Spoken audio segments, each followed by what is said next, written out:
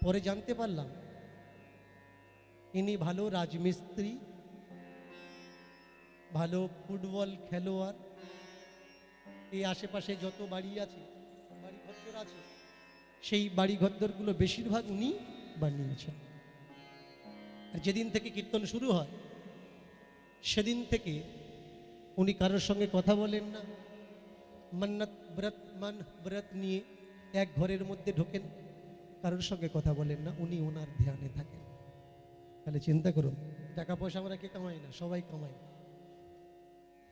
যেখানে আছি, আশ্রমে আছি, আশ্রমের পাশের মানুষরা বলছে বাবা উনি সারা বছরের কামাই, সারা বছর যা কামায় তা এই কীর্তনেই ব্যয় করে দেয়। কামালে হবে না, ব্যয় করার জায়গাটা জানতে হবে যে ব্যয়টা করব কোথায়। আজকের যাদের ধন দেখে, যশ দেখে, মান দেখে আপনারা জলিস হন, বলুন এই মানুষটা এর পরের জন্ম এর কি দুঃখ কাটবে, যন্ত্রণা কাটবে? যদি একবার হরি বললে জামাদি শিব পালকিতে করে নিয়ে বৈকুণ্ঠে পৌঁছে দেয়, যে মানুষটা তার নামে সংকল্প রেখেছে, তার নামে ব্রত রেখে সারা জীবনের সঞ্চিত অর্থ হরির চরণে লুটিয়ে দিচ্ছেন, বলুন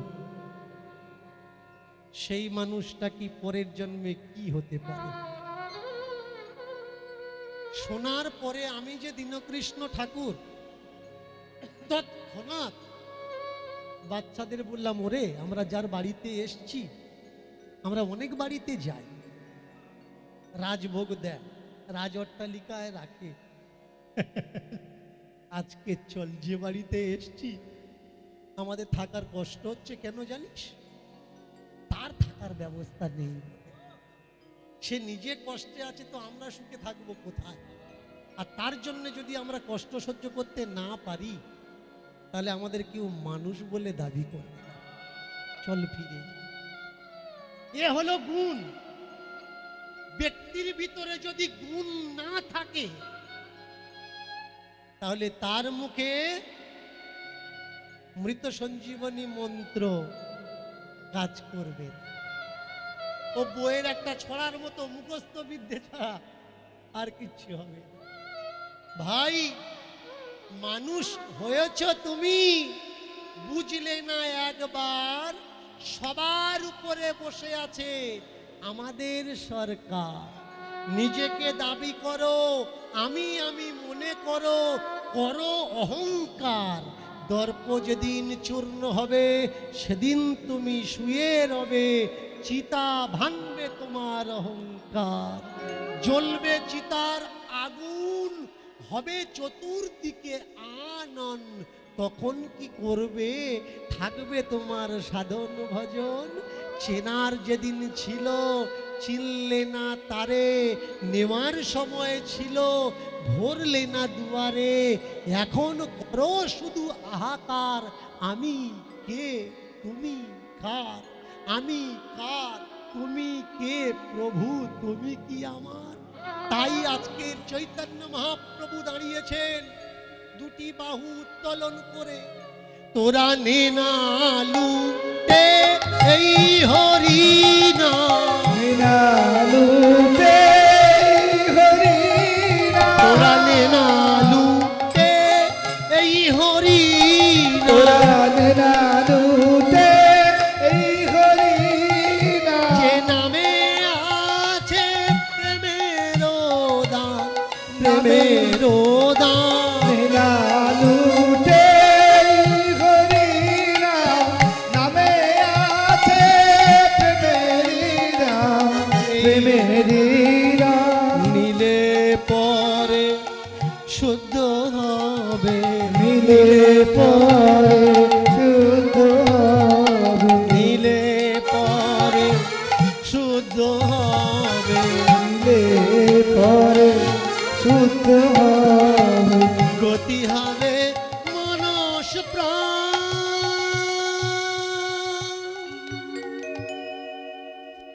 গতি হবে